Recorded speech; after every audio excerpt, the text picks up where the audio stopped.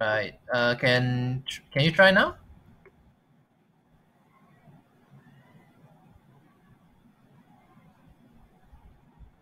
Yeah, okay, okay. We'll continue. So basically, I'm just gonna make a cleric, cleric, human, cleric, level 1, background. I will teach you guys how to do your backgrounds, but basically this one shall be acolyte. Lifestyle. It doesn't really matter whatever you pick, but whatever that suits your character. Now factions we'll get to later, but basically it's like what type of group you are in.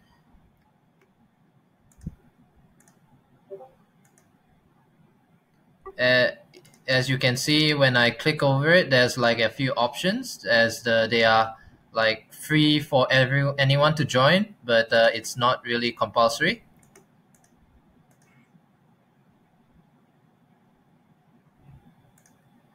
I'll say Order of the Gauntlets because more clerically kind of things, which I'll get to later.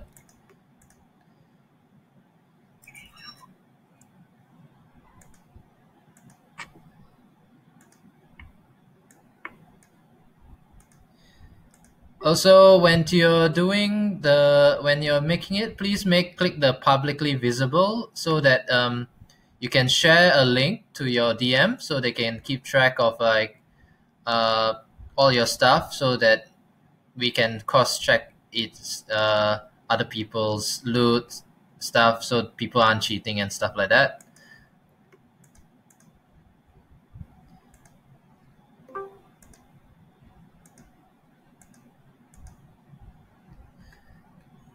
And as you can see, where is Cleric?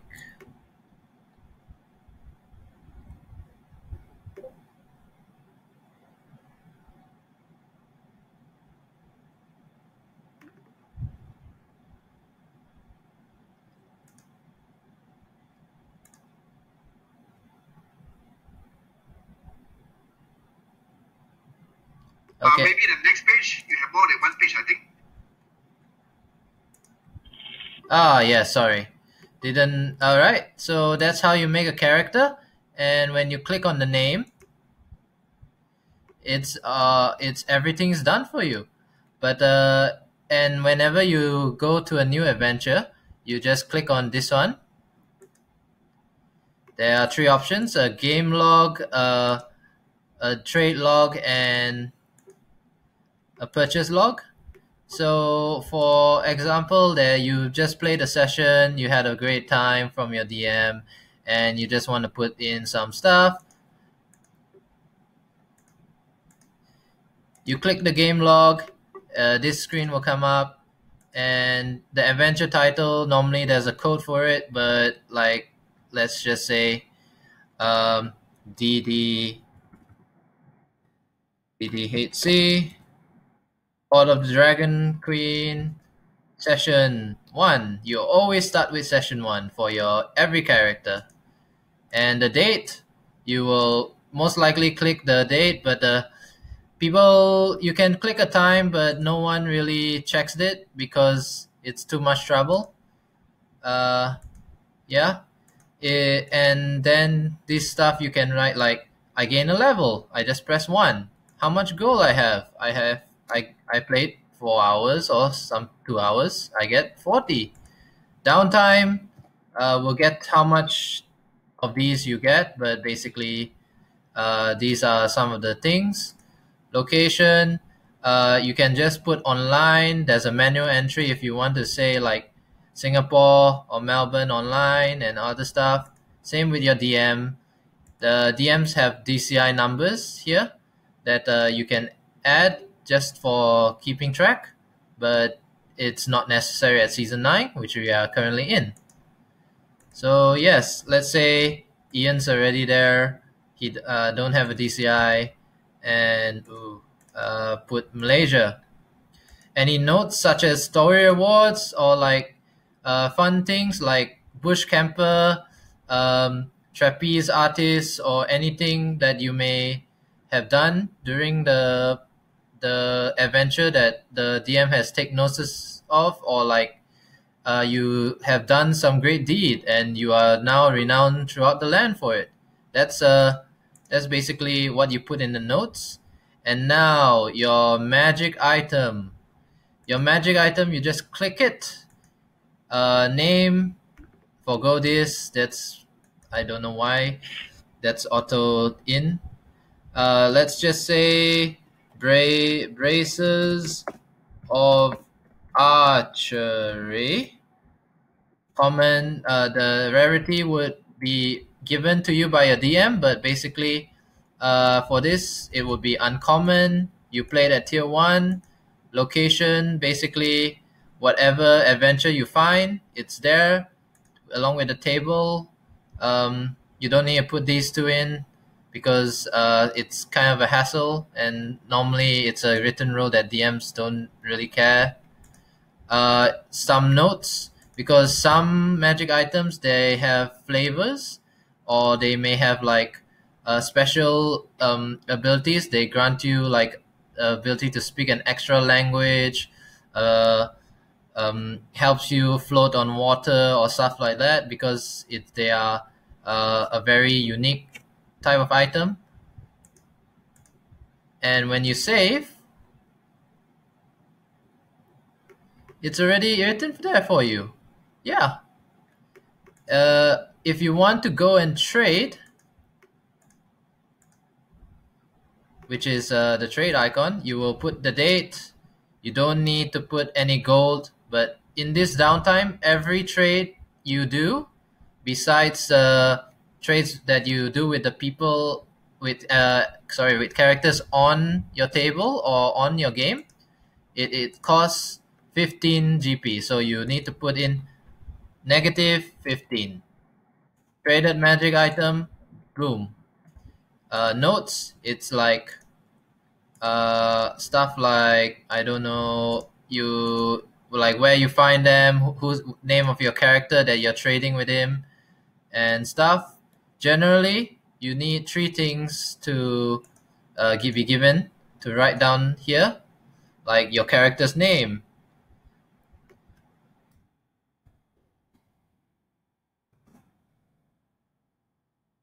where they what then what adventure they find it, like.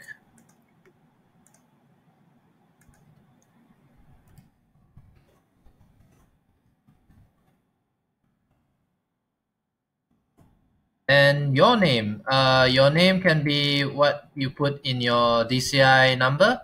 So, like, depending what you put it.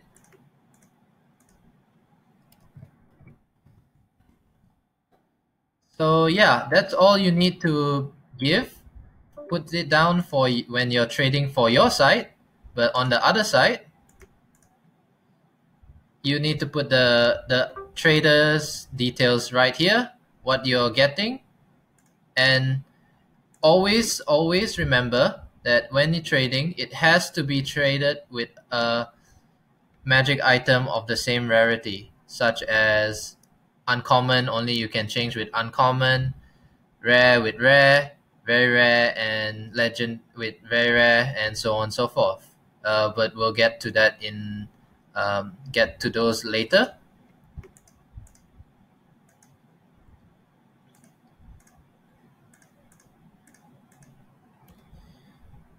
Uh,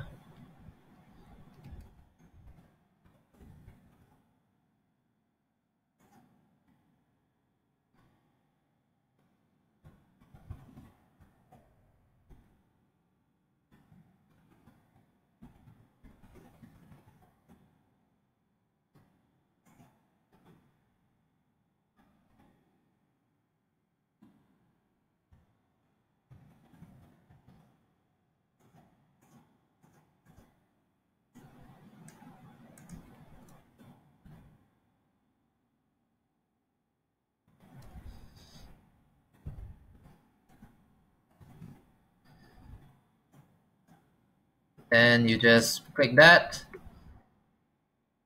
and boom, you have traded a magic item at the cost of 15 downtime days. The now the third one is purchase log. It is when you need to like buy some like a magic potion, and or you need to purchase like um, adventuring gear. 30 feet of rope is a very common occurrence. Armor, um, and other stuff. But so these are just to keep track of it. But if you don't think you mind like noting down every single detail of how many caltrops you have, uh, how many arrows you shot during the session, and all that, it's understandable. But just keep track of it on your own. And basically, that's how you log your character on the Adventures League log. Now we'll be moving on to the player's guide.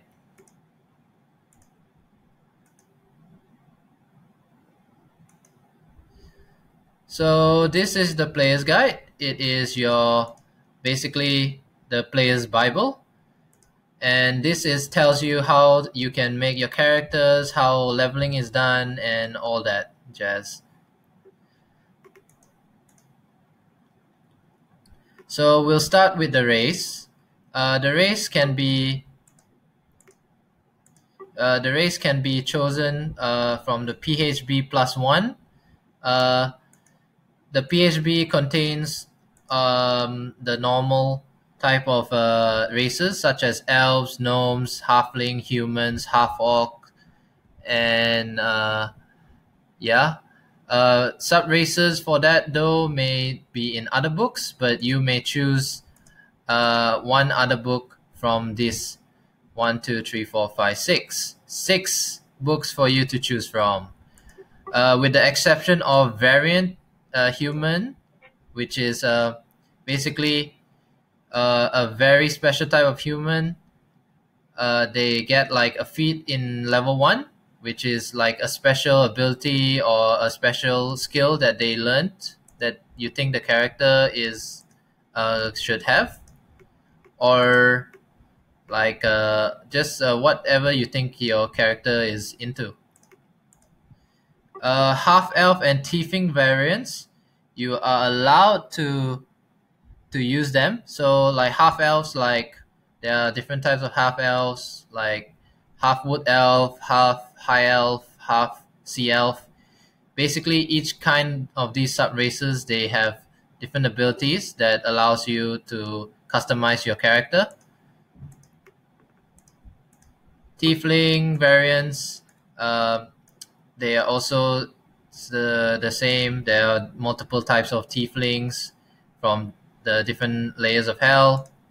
Maybe you won't know what it is, but perhaps uh, perhaps we'll go through it after the session and just go through all the races if we have time. So all you guys can choose what races. Skag will give you all kinds of races that are quite exotic. A few monstrous races like snake people, the Yuan-ti, the lizard people, the lizard folk, and a bunch of all those kinds of races. Uh, More Xanatar's Guide to Everything. They gives you a few races, but mostly it is a book of entirely spells.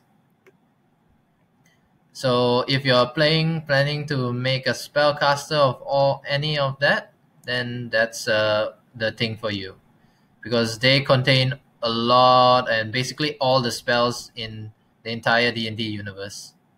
But if you choose that, you have to forgo like a certain race that may exist in other books. So just keep them in mind. I have been guilty um, of destroying, basically foregoing this rule, and yeah, just keep that in mind. So there are two ways for you to determine your ability scores. There is standard array. So you choose your base scores 15, 14, 13, 12, 10, and 8. Then you add your racial score, and that will be what your character stats is. You can move them around. They can be in any stat block, but that's more on the character creation workshop. They'll explain it better. Or the next one is the the excuse me cast variant customizing ability scores such as point buy. Point buy, for example, I personally use this site, which is a point buy calculator. So like it has all the races. Uh,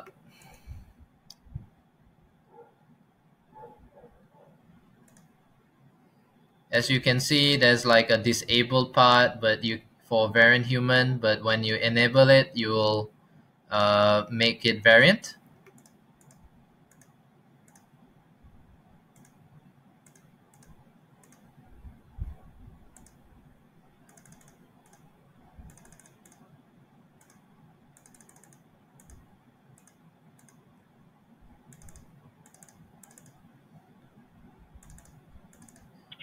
All you guys need to keep track of is the total points. If you're reaching 28 out of 27, that's wrong, and you need to reduce it by 1 at any points. And all your characters' abilities, like how old are you? What alignment are you? What are you, a big boy? Are you a small boy? Are you a How fast are you? What languages you need, and so on and so forth. So that's the variant rule of point buy. Backgrounds is basically what your like last job is before you did adventuring, and it also helps you determine what skills you have. So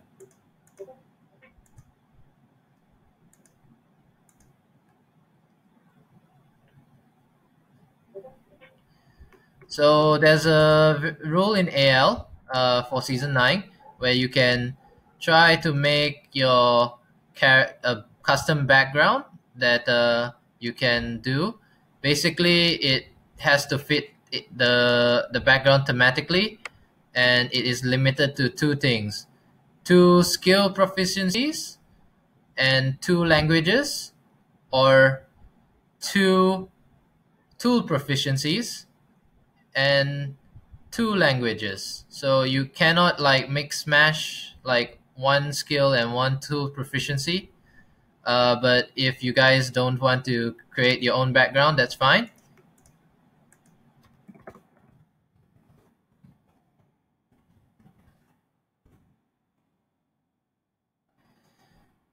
If you all just Google D&D Beyond background, there, there is a whole list of backgrounds that you can take. Most of them are legal. Just if it says like Guild Master's Guide to Ravnica, please don't use it unless you're playing a, in a session called Eberron. And three things: adventures will be held in three different worlds, like dimensions, kind of like that. The most common one is Faerun, which is the world of sword and board, Dungeons and Dragons, magic and stuff. Eberron will be the second world, which is like a steampunk where magic is real, the gods are real, and also technology is integrated into everyday life, but it's in a post-apocalyptic setting, so stuff like that. And third one is Greyhawk. Greyhawk is also a sword and board magic kind of place, but it's mostly for Ghost Assault March and other adventures. They are more like separate worlds, but can interchange with Faerun. So yeah.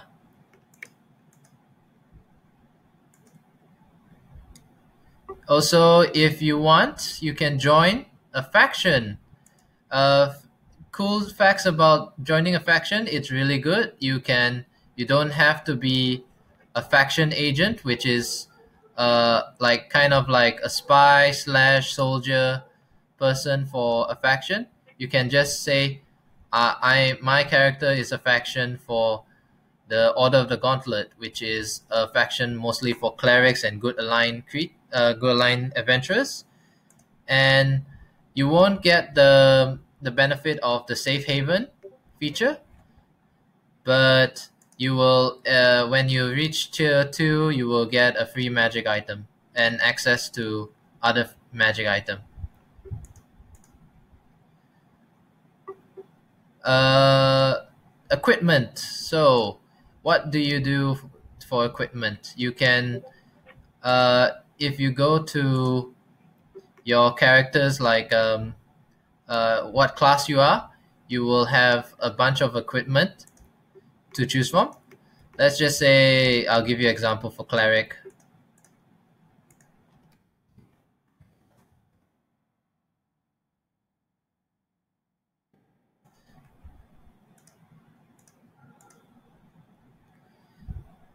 So for your starting equipment, you can choose A. When they say A or B, means if you have option A or option B, which you will get for free.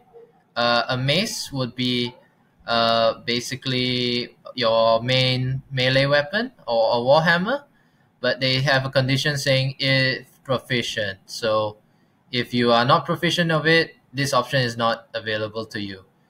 Then these things: scale mail, leather armor, chainmail, which are different different armor that gives you different ACs, which is your armor class, to being damaged from melee attacks. If you are proficient with it, you can have it. Then there's a crossbow, which is your ranged weapon, and your priest pack or your explorer's pack. These are what may consist of your most of your equipment.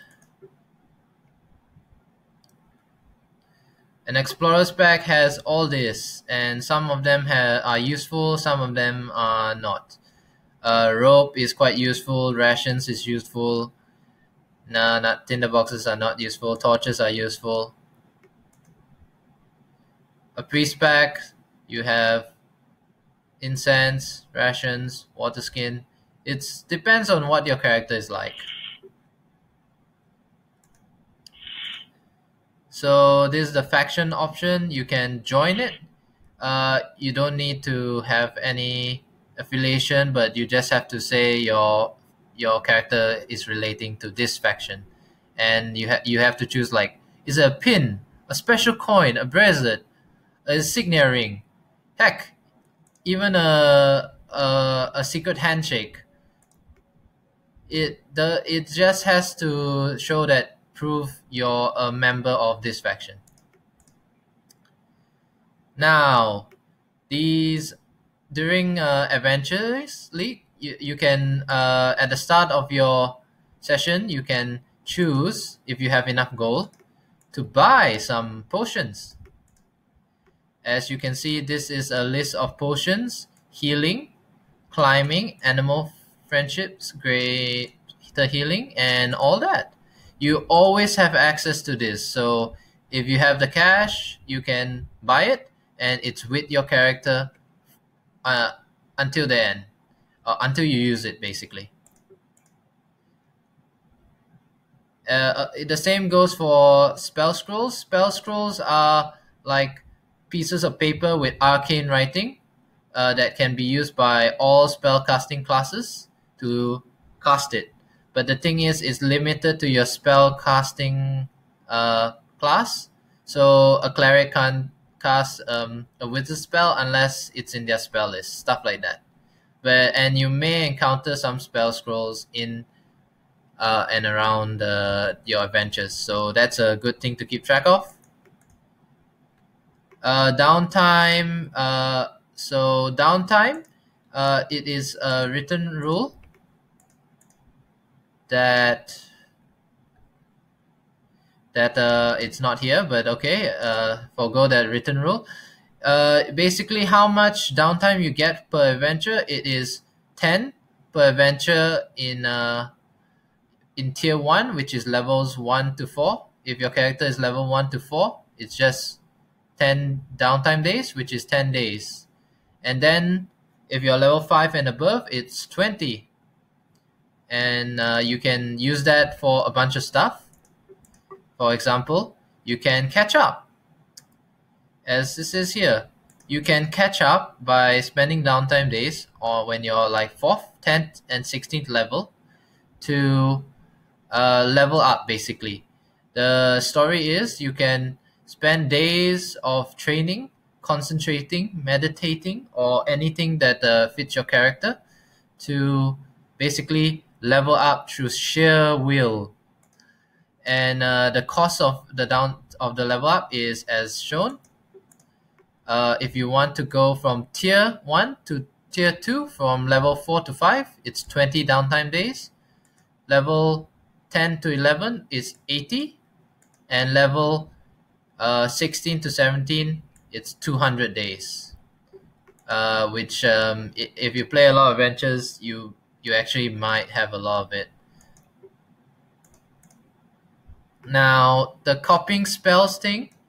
So if this only applies to one class, which is wizards. Wizards, the jack of all trades, spellcasty, arcane smart guys. They can copy spells from other wizards by spending downtime days and gold to basically copy a spell into their spell book, and they always have it prepared. Yes. Yeah. Oh no, sorry. They have it in their spell book and they can choose to prepare it. Sorry. So it will cost 8 hours to copy a spell per level. Yes. And the cost of it will depend on the type of wizard you are. If you choose a wizard, you have an arcane tradition, which you will get at level 3. And basically, if you find another arcane tradition spell scroll or a book, you can half all that. It's 8 hours per level, and basically it's 1 day because you can spend a maximum. Sorry. You can spend a maximum of 16 hours to research a spell, and then 8 hours you need to rest. So it's it's that, and you have to spend 8 hours per level and a certain gold cost. Downtime trading days. That's what I told you about. It costs 15 GP. It has to be of the same rarity, and unless you have a type, or unless you're trading it with someone on your table. You can make spells, but you have to follow the Xanatar's guide to everything, and that you have to have that as your +1. Basically, I never really used it, but it's not. The thing is, if you were to spend your downtime days and gold to create a spell scroll, and in combat you want to use that spell scroll, you have to use your free item interaction to take it out of your satchel and then use an action to cast it. But you may, if you're a type of wizard that uses a wand or some kind of arcane focus, like a staff, it's going to be very hard to read a piece of paper, cast a spell while holding your arcane focus. So generally, it will be kind of fumbly, but it's still doable. Don't worry about it. So, how do you level up? everyone would. This is a very important thing. Basically, you can level up after every session should it total up to 4 hours of play. You play 4 hours, or then you can level up. With the exception is hardcovers. Hardcovers are like The Descent into Avernus, Tales of the Yawning Portal, Curse of Strahd, Tomb of Annihilation. Basically, these are books that you can purchase online or uh, physically, and they have a special rule.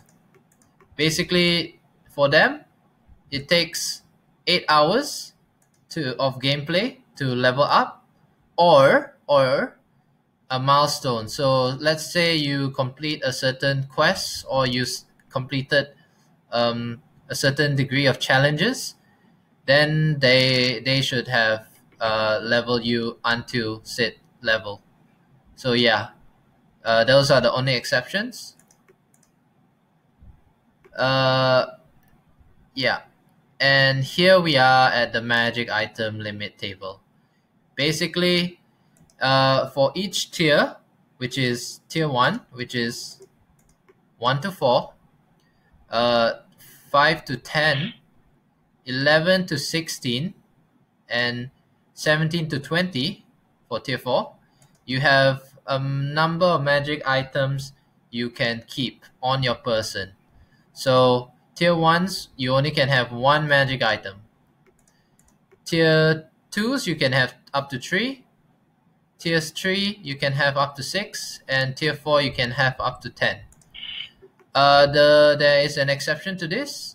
Common magic items, so that are like really common, like an awakened pot. I think it's a common magic item. Pipe of smoke, smoke monsters. These are more thematic, and they are not really useful in a combat situation. So these, you can have unlimited amount of these magic items, but uncommon and above, you can only have those number. But the thing is, you can after you finish a session, and let's say suddenly you have 4 magic items, you can keep it until the next session, but as soon as the next session starts, you have to drop one of those magic items. You have to throw them away to the winds. Typically, in between that period, you can choose to trade it away for something useful if you want. Maybe you can help someone find the magic item of choice. If not, then that's okay. Or you can just throw it away if it's kind of useless or it doesn't fit your character and stuff like that. How much gold do you get from adventuring? So basically, if you have, for every hour you have, for tier 1s, you have 20 gold pieces. So if you play 4 hours, it's a maximum of 8.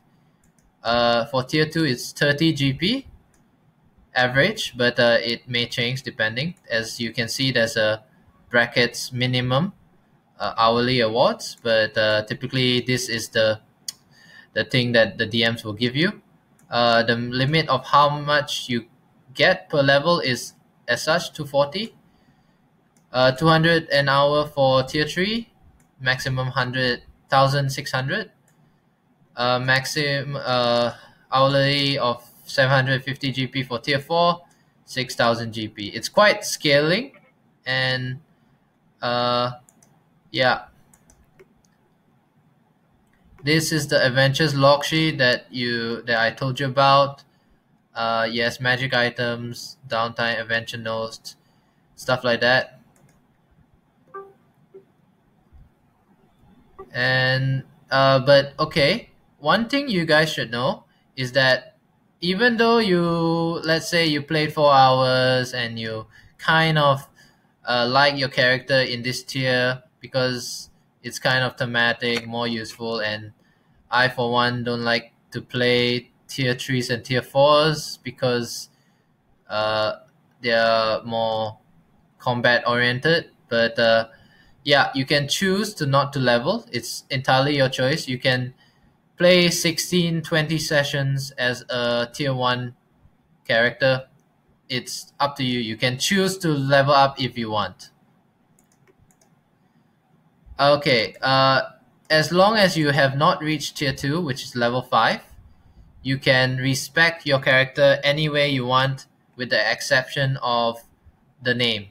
So let's say I name cleric, and I can't I want to respect her into a druid, but I can change the race. I can change it from male to female. I can change the equipment. I can change the class. I can change everything, but I cannot change the name.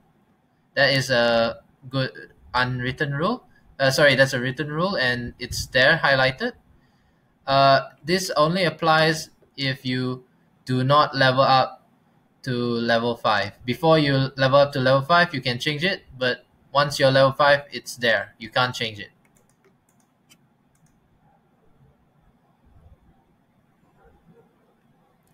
Right. Death, diseases, and cures. Sometimes in adventures, it's a dangerous profession. You may have died. You may be cursed. You may contract a disease. You might want to list that down because some characters, they may have been cursed, and if they die, they die. Not like even though it's a world of magic and gods and all, sometimes adventurers die permanently, quite often.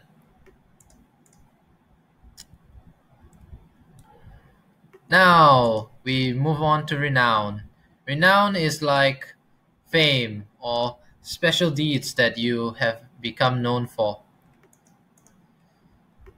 These are the tiers. Basically, in each tier you get one of these. Uh, so in the when they say novice, it means tier 1, and tier 2, tier 3, tier 4. Every time you should have access to one of these. An inspiration, which is a choice to basically a point to give yourself advantage before actually rolling it, maybe due to uh, the saving throw being very low. Maybe you really need to you succeed on this ability check and all.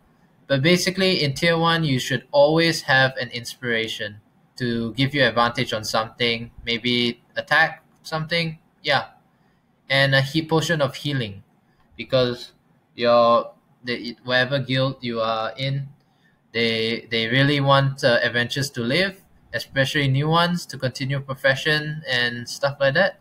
So they give you a potion to have healing to make sure you come back alive. Tier 2s, you get item of 100 GP or less. Uh, you can either, but the thing is, 100 GP you can actually use to buy stuff like, I don't know, a 10-foot pole, a silver mirror, and other stuff. You can also use it to buy potions if you want to, but after every session, the basically all these renowns are like gone, and you will get them back if you play another tier 1 or 2 session. But basically at the end of the session they're gone. They're like, you like discard them, but you'll get them back later again, like renew again. A vehicle with non-combatant crew. So this, now you're at the veteran level, and you think, man, I really need to get around. Running around chasing some goblins, it's not that fun. So the Adventures Guild gives you a flying ship with a blimp on it. So yeah, be creative. You can have whatever you want, but the purpose is to get from point A to point B really fast. And now, hero, you have achieved fame, fortune, and now you are a famous adventurer of legendary renown. You get a potion of superior healing, or as you can see, there's an or here, not an N. So you only can choose one of this: potion of superior healing or elixir of health. If you don't know what's this, it's a very strong healing potion. This cures all diseases and I think exhaustion.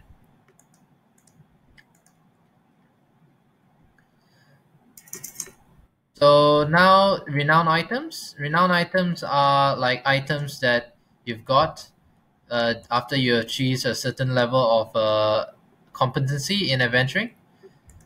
So you are now adept, which is tier 2. So you can choose between a +1 weapon, it can be any weapon, +1 shield, +1 rod of packkeeper for warlocks, +1 wand of the war mage for anyone else. Basically, anyone can get it. It's written there, and it counts to your magic item limit. It's also if you can try to make it like relevant to your background. So a barbarian outlander should would get a +1 greatsword for basically being contributing to the clan or tribe. So they presented him with a magic item to assist him in future endeavors, or a sage who has acquired a new theory on magic that allows him to do some turn a toad into a frog, and they give him one of the war mage for it. So you should know one thing about this. These renowned magic items, they can be thrown away and get back later. So even if you're tier 3 or 4, you can still have access to your renowned item. And you can discard it for you can like throw it away because you found a cool magic item, and then when you're tier 3, where you'll have a larger magic item limit, you can bring it back in.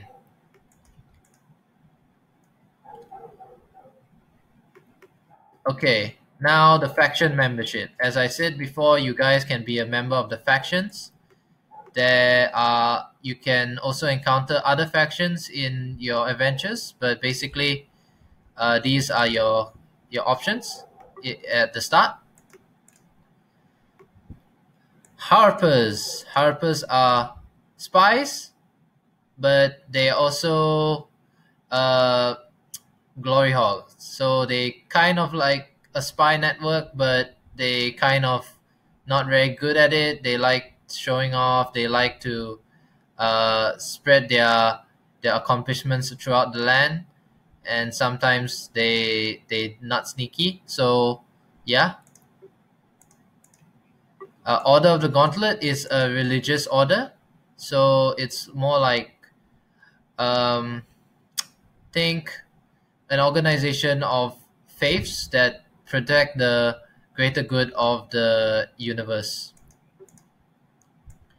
Emerald Enclave is like where you more nature driven organization. So they try to fight for nature and try to preserve it for the everyone.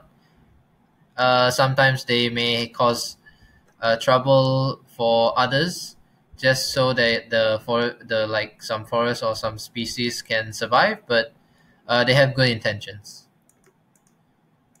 Lord's Alliance. So nobles, ladies, and all those with of high ranking, or like come from good families or like famous for certain deeds. They band together to preserve the cities they live in, and also are kind of like a spy network.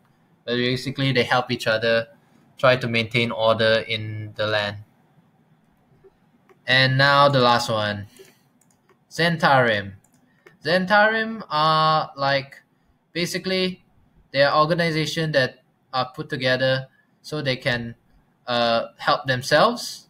So like they all they do is kind of like further themselves, get stuff done, get more power, get more money, stuff like that. And if you say your your character is a member of any of these, you get one. Okay, get an option of uh, these powerful rings. A ring of reaction, which from the Harpers, which is good for avoiding paralysis and stunning. Order of Gauntlet gives you fire resistant ring, which gives you fire resistance.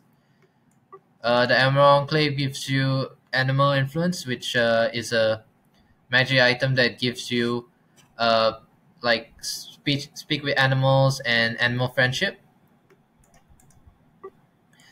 Lord's Alliance is Ring of the Ram. Basically, it's you use your action to knock back someone about up to 3 times. It costs an action each charge. And Zentarum gets Ring of Invasion, which it's not. It's like if you fail a saving throw, you can of a dexterity saving throw. I think it gives you you can reroll it again up to 3 times. But all of them have access to one magic item, which is all a Ring of Protection, which gives you +1 AC and +1 to all saving throws. Also, something I forgot to mention: you guys in AL you cannot make an evil character because uh, it might disrupt the party and it might be you might side with the villain. So yeah, the AL has banned all evil characters. Okay, since we are in season 9, you guys have access to certain rules, which is for character creation. Lingering Legacy of Evil. Basically, whenever you find a soul coin, which is a magic item, it's uncommon. No, it's common, so you can have a lot of it. You can roll twice if you choose to get how much HP back, temporary HP. Yeah, and for this one, which is for the special race of Asama, which is angel people, they will be able to choose to be able to fly. The limitation of this is like you have to be level 5 and you cannot wear heavy armor. The same goes for Tiefling if you choose to have them as your race. And basically, I think that's it. So, right, I'll open the session to a Q&A. So if you want to say something or ask anything, just type it out. Just say me or something. I have a question. I'll give the floor to you, and you'll be allowed to speak.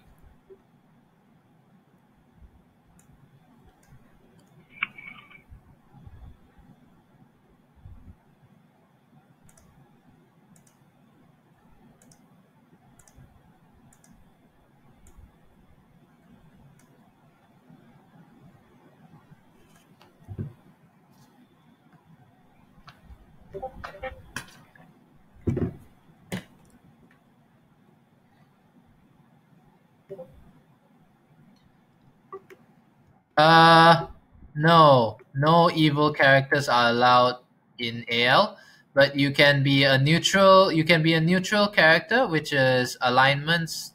Think neutral is like meh. Life goes on anyway. You can be a neutral character and be a member of the Zentarum anyway. That's perfectly legal. DCI registration, it kind of was a thing last season, which was Jan.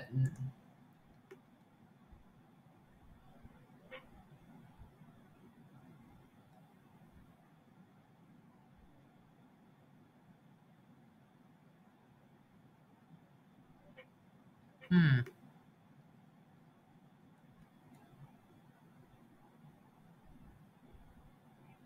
Lawful evil.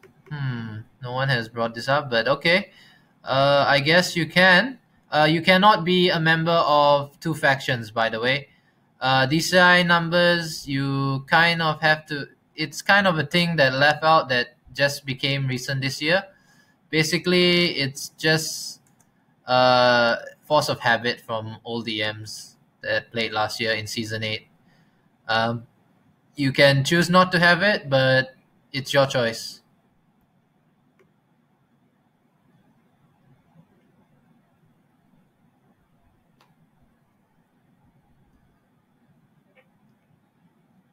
Yep. Oh, the tier does not matter. You can trade with someone in like a tier 4 can trade with tier 2, but the magic item must be of the same rarity. Because if you play throughout adventures, you'll find magic items of different rarity. It's not fair if like you only can trade with someone in your own tier. So you can trade with anyone so long as the magic item is the same rarity.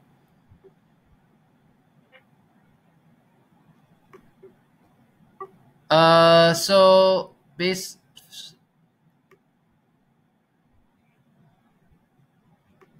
what does the benefit? What other benefits does the safe haven grant? The safe haven. Let me look it up. Just give me a sec. I'm already I'm in a meeting. Actually, I cannot. I cannot.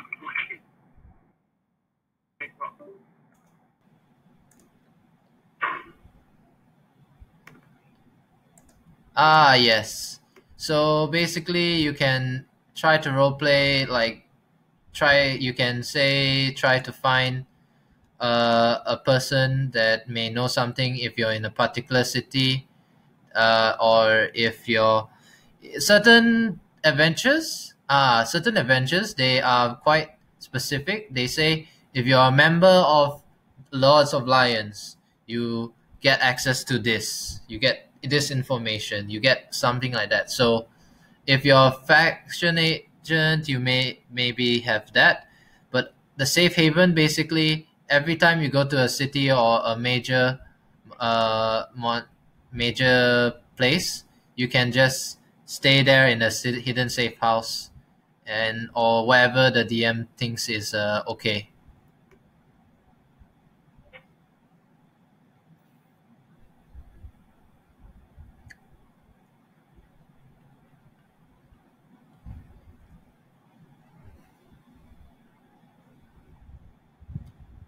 Any other questions?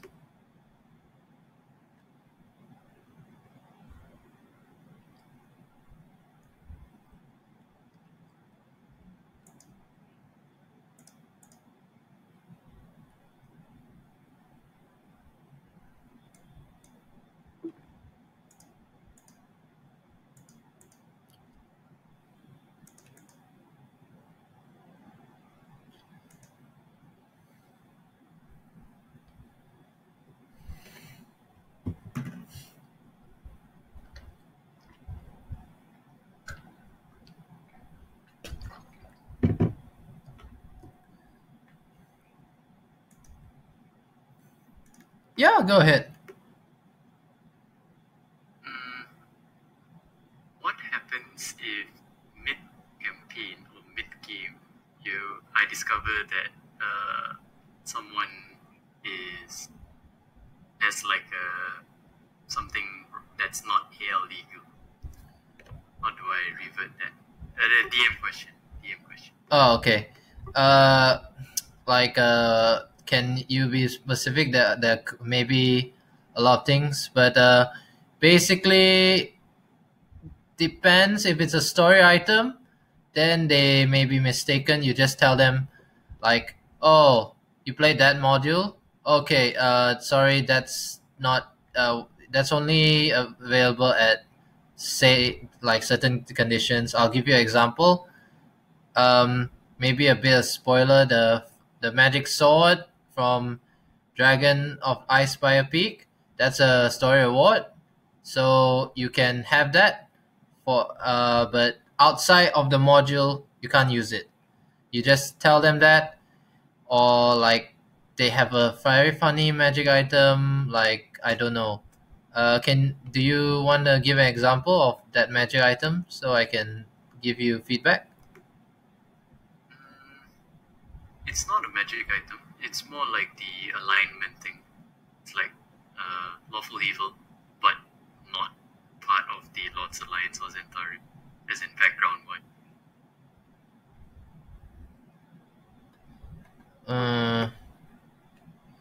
That's a hard question. I'm not sure. But I'll find out and get back to you later if that's okay. They need to change. Okay. Got it. How do? No. I don't have everything prepared. So yeah, this. How does all faction work? All factions means all the factions have access to it. So if you're Zentarim, you have access to the Ring of Spell Storing.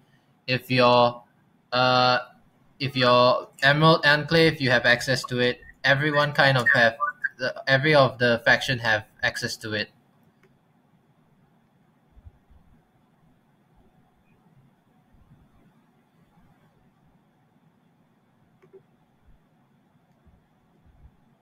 Yeah, it's an extra option.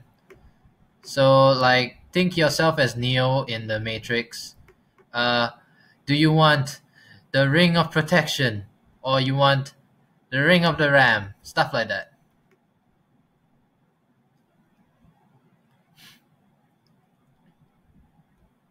Yes.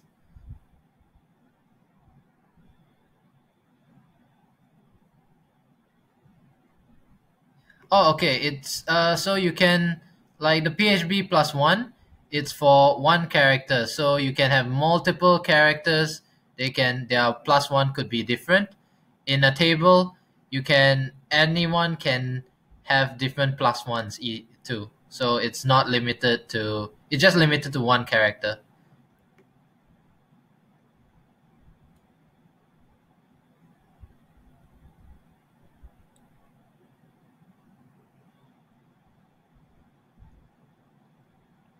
Yeah. Go ahead,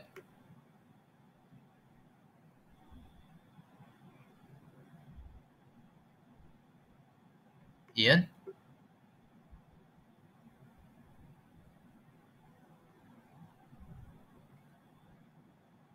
Ian. Okay.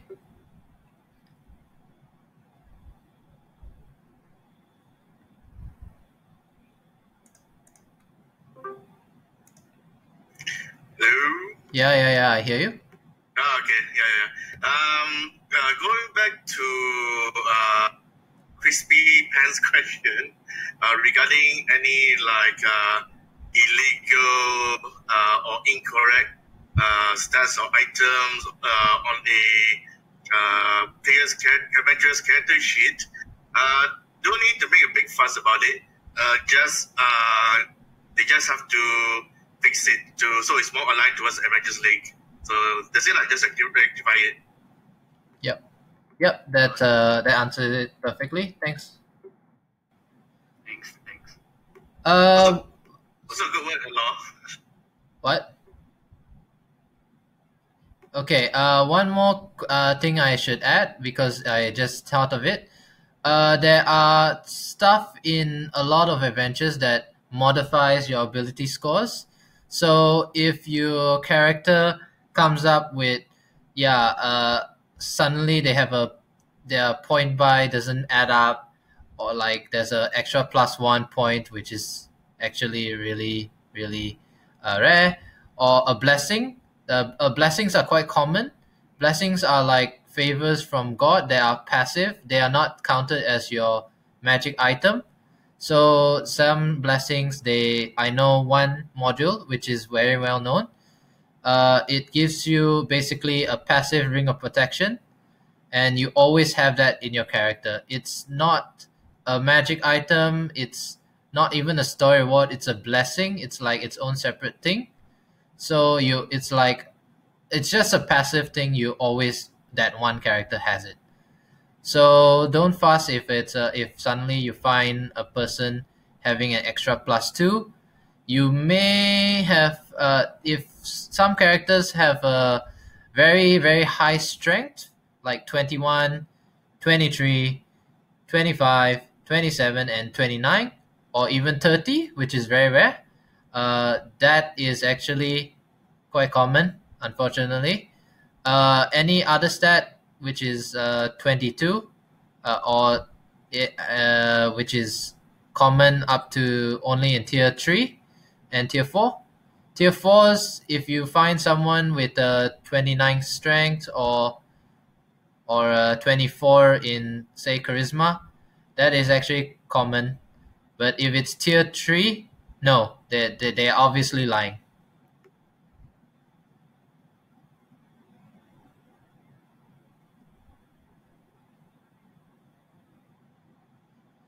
Yeah, that you're supposed to write it down, but yeah, that's a good thing.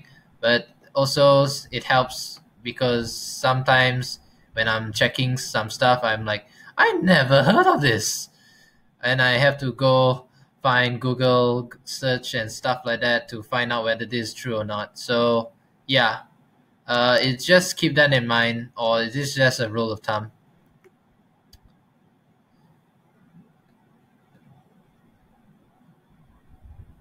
Okay, any other questions, guys?